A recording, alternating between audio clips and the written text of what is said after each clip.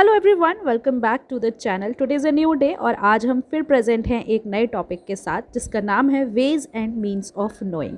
BEd वाले बच्चे जानते होंगे कि बीएड का टॉपिक है हमारा, तो आज हम इसको ही कंटिन्यू करेंगे। जो बच्चे हमारे प्लेटफॉर्म पे नए हैं उनके लिए मेरा इंट्रोडक्शन। मेरा नाम है काजल, मैं हूँ असिस्टेंट प्रोफेसर और मैंने क्वालिफाई किया है UGC NET, CTET and UP TET. तो वीडियो को शुरू करेंगे उससे पहले मैं एक चीज़ और आपको बता दूं कि चैनल पर बीएड को लेकर के चीज़ें, टॉपिक्स जो हैं, सिलेबस जो है पूरा पड़ा हुआ है, सारे वीडियोस पड़े हुए हैं। ईवीएस हो, जेंडर स्कूल एंड सोसाइटी हो, आईसीटी हो, आपके जो भी सब्जेक्ट्स हैं वो पड़े हुए हैं। आप जा कर के चेक कर सकते हैं, आप उन्हें देख सकते हैं। कॉम्प्रहेंसिव वीडियोज़ हैं। उसके अलावा भी आप अगर चाहते हैं कि मैं किसी टॉपिक पर वीडियो बनाऊं, let me know in the comment section, मैं उसके लिए ज़रूर काम करूंगी। तो शुरू करेंगे इस टॉपिक को। मैंने ये टॉपिक आरएमपीएसयू से उठाया है, राजा महेंद्र प्रताप स्टेट यूनिवर्सिटी से। आप किसी भी यूनिवर्सिटी में पढ़ते हैं, कहीं भी आपको ये टॉपिक चाहिए, you can go through it आराम से, ठीक है। चलो तो टॉपिक शुरू करेंगे। तो सबसे पहली बात तो यहाँ पर यही आ जाती है, अगर इंट्रोडक्शन हम क्या करें तो देखो, ways and means of knowing, जानने के तरीके के बारे में बात कर रहे हैं कि हम किसी चीज़ के बारे में किन किन तरीक़ों से जान सकते हैं, है ना। अगर आपने बीएड में आप पढ़ रहे हैं तो आपको पहले से पता होना चाहिए कि किसी चीज़ के बारे में जानने को हम एपिस्टेमोलॉजी कहते हैं। आप में से पढ़ा होगा आपने कि एक्सियोलॉजी होता है, एपिस्टेमोलॉजी होता है, वो सारी चीज़ें हम फिलॉसफी वाले पार्ट में पढ़ते हैं, राइट। तो एपिस्टेमोलॉजी ही होता है जहाँ पे हम किसी चीज़ के बारे में जानने की कोशिश करते हैं, है ना, कि किसी वो चीज़ कैसे, उसका नेचर क्या है, वो कैसे ओरिजिन हुई, उसकी लिमिट्स क्या हैं।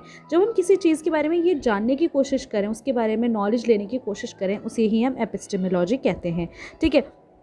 तो ये ज़रूरत क्यों है, हमें इसकी क्यों ज़रूरत, हम किसी के बारे में क्यों जानते हैं, ताकि हम बहुत अच्छे से डिसीजन ले पाए, राइट। आपको कोई भी चीज़ लेनी है, फॉर एग्जांपल आप बाइक ख़रीदना चाहते हैं तो आप उसके बारे में सारी नॉलेज लेंगे ना, आप इन्फॉर्मेशन पूरी निकलवाएंगे उसके बारे में कि उसका इंजन कितने सीसी का है, क्या है, उसके ब्रेक्स कैसे हैं, मॉडल कैसा है, लेटेस्ट मॉडल है या नहीं है, सारी चीज़ें आप देखेंगे। तो उससे क्या होता है, हम किसी चीज़ के बारे में क्यों जानते हैं, ताकि हमारी डिसीजन मेकिंग अच्छी हो, जो हम डिसीजन अपनी लाइफ में लेना चाह रहे हैं वो काफ़ी अच्छा हो जाए।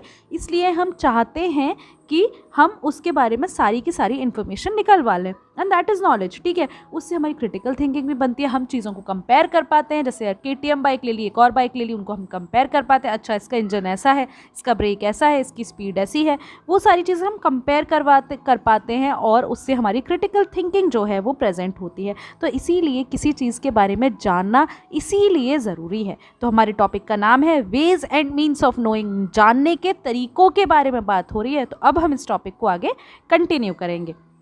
देखो, सबसे पहला तरीका अगर मैं बात करूं, अगर आप किसी चीज़ के बारे में जानेंगे परसेप्शन से। परसेप्शन क्या होता है, सबसे पहली बात क्या है, परसेप्शन, है ना। परसेप्शन मतलब किसी चीज़ के बारे में जानना अपने सेंसेस के थ्रू। सेंसेस कौन कौन से होते हैं, सेंसेस, जैसे मैं किसी चीज़ को देख रही हूँ, कोई चीज़ है आपने देखी, आप उसको देख के इम्प्रेस हो गए और आपने सोच लिया कि अरे ये चीज़ होगी। जैसे कहते हैं ना कि हर चमकती चीज़ सोना नहीं होती, आपने कोई चीज़ चमकती हुई देखी, आपने सोचा सोना है, ठीक है, तो आपने परसेप्ट कर लिया, आपने ऐसा सोच लिया आपने देखने के बाद ही कि ये क्या है, सोना है, ठीक है। हियरिंग, आपने कोई चीज़ सुन ली, किसी ने आपको किसी के बारे में जाके बता दिया, देखो वो पर्सन ना ऐसा है ना, किसी ने बता दिया, तो आपने उसके बारे में ऐसे ही इमेज बना दी। लाइक क्रिकेटर्स को ले लेते हैं आप, रोहित शर्मा, विराट कोहली, जितने भी टीम इंडिया के लीडर्स हैं ना, आपने उनके बारे में सुना है और देखा है, आप पर्सनली नहीं मिले हुए उनसे, लेकिन फिर भी आपने इसी के अकॉर्डिंग क्या बना रखा है, परसेप्शन बना रखा है उनके बारे में कि ये ऐसे होंगे, राइट। उसके अलावा टच करके, है ना, कोई चीज़ सॉफ्ट होती है, मतलब किसी चीज़ को पकड़ा अच्छा लगा तो आपने कहा अरे ये सॉफ्ट होगी, कोई हार्ड है तो आपने लगा अरे ये तो रॉक पत्थर है ना। स्मेल से, आप घर में घुसे, एक अच्छी सी खुशबू है, आपने कहा कि अरे आज तो पुलाव बना है, आज तो लौकी बनी है ना। खुशबू से ही हम चीज़ों को पहचान लेते हैं, जिससे क्या होता है कि हमें तुरंत ही इन्फॉर्मेशन तुरंत की तुरंत मिल जाती है। तो दैट इज़ परसेप्शन। आप किसी चीज़ को अपने सेंसेस के थ्रू आप उसके बारे में इमेज अपने माइंड में डेवलप कर रहे हैं, राइट। आप अपने सेंसेस के थ्रू, आप चाहे देख के, आप सुन के, है ना, आप कैसे भी, आप टच करके, टेस्ट करके, स्मेल करके, कैसे भी आप एक क्या कर रहे हैं, आप अपने लिए एक परसेप्शन बना रहे हैं कि ये चीज़ ऐसी होगी। हम एज अ पर्सन लोगों के बारे में परसेप्शन बनाते हैं, सब्जेक्ट्स के बारे में बनाते हैं। बच्चे सोच लेते हैं अरे मैथ्स इज़ वेरी टफ, है ना, हिस्ट्री इज़ वेरी बोरिंग। हम ये सारी परसेप्शन जो हैं वो बनाते हैं, ठीक है। तो अगर एग्जाम्पल मैं यहाँ पे लिखूँ, आप सनसेट ऑब्जर्व कर रहे हैं, आपको लग रहा है वो खूबसूरत है, किसी को हो सकता है वो खूबसूरत ना लगे। लिसनिंग टू म्यूज़िक, आप जिम जा रहे हैं तो आप एक हाई म्यूज़िक चल रहा है बीट वाला, तो आप उस पर अच्छे से डांस कर पा रहे हैं, राइट, आप अच्छे से वर्कआउट कर पा रहे हैं। तो ये होता है हमारा क्या, perception, right. Next thing is reason, ठीक है। किसी चीज़ के बारे में आपको जानना है तो आप क्या करते हैं, आपको मैंने कोई बात बताई, आपने पूछ लिया क्यों, रीज़न जाना, उन्होंने कहा कि आपने बोला रीज़न बताइए, ठीक है। तो रीज़न से क्या होता है, आप लॉजिकली चीज़ों को सोचते हैं, है ना। कुछ लोग होते हैं जो नहीं पूछ रहे, लेकिन कुछ लोग होते हैं कि हाँ भाई वो रीज़न से जानेंगे, रैशनैलिटी आती है उससे। क्या होता है, आप किसी चीज़ के बारे में कुछ पूछते हैं, आप रीज़न जब जानते हैं तब आपके जो कंक्लूजन्स आप बनाते हैं तो उसमें क्या आती है, रैशनैलिटी आती है, राइट। ये क्या हेल्प करता है, helps in forming coherent arguments, making sense of complex ideas, है ना। तो क्या इससे क्या होगा, रीज़न अगर आप किसी के बारे में जानेंगे तो आप कई सारे एक अच्छे अच्छे आइडियाज़ जो हैं वो आप बना सकते हैं, है ना। कॉम्प्लेक्स आइडियाज़ के बारे में आपको चीज़ें पता चलेंगी कि अच्छा ये ऐसा होता है, इसलिए होता है। अगर कहते हैं ना कि जितने सवाल पूछने उतने पूछो, है ना, तो वही चीज़ यहाँ पर हो रही है। Then examples, solving a mathematical problem, constructing a logical argument, तो this is the example of reason. Next memory, next आता है मेमोरी, ठीक है। आपने कोई चीज़ लर्न की, है ना, वो आपके माइंड में है और आप उसे बाद में याद कर पा रहे हैं। एग्जाम देते हैं हम कैसे देते हैं, मेमोरी पे फोकस करते हैं ना, आप याद करके गए चीज़ें रिमेंबर करेंगे, फिर वहाँ पर आप उसको लिखेंगे। तो इससे क्या होता है, आपकी मेमोरी जो है उससे आप कैसे जानते हैं चीज़ों को, आप चीज़ों को रिमेंबर कर पाते हैं, आप अपने पास्ट एक्सपीरियंसेस को याद कर पाते हैं, है ना, उसे रिमेंबर कर पाते हैं, ठीक है। जैसे कोई भी काम है, आप खाना बना रहे हैं तो आपको पता है पहले आपको आटा लगाना है फिर रोटी बनेगी, आप डायरेक्ट आटा नहीं डाल सकते ना रोटी बनाने में, तो आप क्या है, रिकॉल करके स्टेप्स जो हैं उनको रिकॉल कर लेते हो उस प्रोसेस में, है ना। और एक पर्सनल इवेंट जो है उसको भी आप याद करते हो, याद करते हैं ना हम, अरे वो शादी थी उसमें हमने ऐसा किया, तो दैट इज़ मेमोरी, राइट। तो उससे हम चीज़ों के बारे में जानते हैं। Then testimony, very important thing, भाई टेस्टिमनी बहुत इंपॉर्टेंट हो जाती है।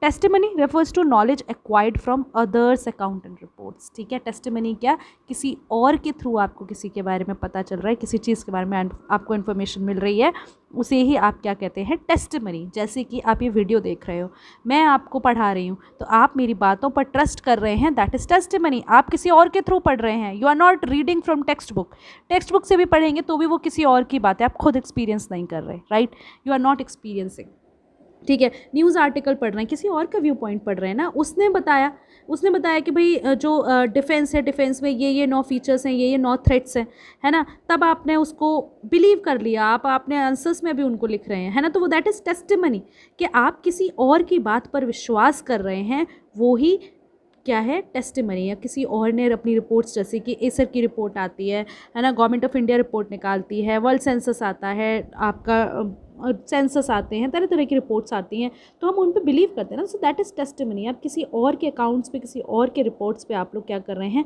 ट्रस्ट कर रहे हैं, that is known as testimony, ठीक है। Next is empiricism, empiricism, give me a second, okay, so that is empiricism. Empiricism का मतलब क्या होता है, एम्पेरिसिज्म बिलीव करता है कि जो मैं सेंस कर सकता हूँ सिर्फ वही सत्य है। सत्य क्या है, नॉलेज क्या है, जिसको सिर्फ मैं सेंस कर सकता हूँ। सेंस क्या, आप देख रहे हो, सुन रहे हो, स्मेल कर रहे हो, दैट इज़ ओनली ट्रू, है ना। जो एम्पेरिसिज्म क्या है कि knowledge comes primarily from sensory experiences, knowledge sensory experiences से ही आती है। की पॉइंट्स क्या है, stress the importance of observation and experimentation. क्या यहाँ पे क्या इंपॉर्टेंट होता है कि आपके जो ऑब्जर्वेशंस हैं, जो एक्सपेरिमेंटेशंस हैं, इसके ऊपर ज़्यादा स्ट्रेस दिया जाता है ना, कि आप ऑब्जर्व करें चीज़ों को, वही जो मैंने बोला कि आप सेंसेस के थ्रू क्या कर रहे हैं, ऑब्जर्व ही कर रहे हैं ना, आप देख रहे हैं, सुन रहे हैं, आप ऑब्जर्व कर रहे हैं उन चीज़ों को, या आप एक्सपेरिमेंट कर रहे हैं, that is empiricism.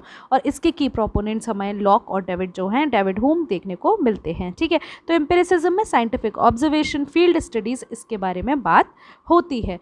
Then we have rationalism. So rationalism is the view that reason and logic are the primary sources of knowledge. ये वही है एक तरीके से जो हमने पहले भी कर चुका है, rationalism, है ना। तो यहाँ पे हम डिडक्टिव रीजनिंग के ऊपर काम करते हैं, डेस्कार्टेस, स्पिनोजा, ये इसके की प्रोपोनेंट्स है ना। तो यहाँ पे हम क्या बात करते हैं, रीज़न और लॉजिक, वो हम पहले बात कर चुके हैं, तो आई थिंक इसमें हमें ज़्यादा बात करने की ज़रूरत नहीं है। Then integrating multiple ways of knowing, अगर हम इन सारे तरीक़ों को इंटीग्रेट कर दें, है ना, जो भी हमने पढ़े, आपको टेस्टिमनी हो गया, एम्पेरिसिज्म हो गया, रैशनलिज्म हो गया, ये सबको अगर मैं एक साथ करूँ तो कितना बढ़िया एक कॉम्प्रहेंसिव कंक्लूजन आपका निकल के आएगा किसी भी बात का, राइट। आपने सेंस कर लिया, आपने टेस्टिमनी भी कर ली, उसकी हर चीज़ कर ली, और उसके बाद आप कोई कंक्लूजन पे ला रहे हैं, तो दैट इज़ डिफरेंट थिंग, ठीक है। तो using multiple method provides a more comprehensive understanding and mitigates the limitation of any single approach, ठीक है। अगर ऐसा नहीं है कि एक अप्रोच बहुत अच्छी है, जैसे सेंस वाली है वो बहुत अच्छी है, नहीं भाई, उसकी भी लिमिटेशन है, एवरीथिंग हैज़ लिमिटेशंस, है ना, तो उसके भी लिमिटेशन है, तो एक का लिमिटेशन को दूसरा पूरा करेगा, उसको सही करेगा। तो इसीलिए अगर हम इंटीग्रेट कर लें इन सारे वेज ऑफ नोइंग को, तो हमारा जो कंक्लूजन है वो बहुत अच्छा निकल कर आएगा, है ना। तो उसके अलावा ये हमें क्रिटिकल थिंकिंग के लिए काफ़ी ज़्यादा इनकरेज करेगा, यही चीज़ें हैं यहाँ पर। देन अगर कंक्लूड करूँ मैं अपने इस लेक्चर को, ज़्यादा लंबा इसे हम खींचेंगे नहीं, इतना कुछ है नहीं इसमें पढ़ने को कि मैं इसे आधा घंटे का वीडियो करूँ, will talk about to the point. तो कंक्लूड करूँ अगर मैं इसे, तो हमने देखा यहाँ पे डिफरेंट तरीके देखे नोइंग, जानने के, परसेप्शन हुआ, रीज़न हुआ, इंट्यूशन, मेमोरी, टेस्टिमनी, ऑथोरिटी, बहुत सारे देखे, है ना। क्यों ज़रूरी है ये, इनको अगर हम रिकॉग्नाइज़ कर लेते हैं तो हमें चीज़ों के बारे में समझने में काफ़ी इजी हो जाता है, और क्या होता है कि आप फर्दर एप्लीकेशन और फर्दर एक्सप्लोरेशन जो है चीज़ अपनी पर्सनल और प्रोफेशनल कॉन्टेक्स्ट में काफ़ी इजी हो जाती हैं ये सारी चीज़ें।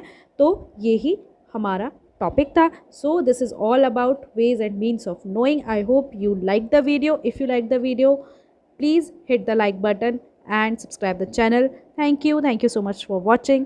मिलते हैं अगले वीडियो में।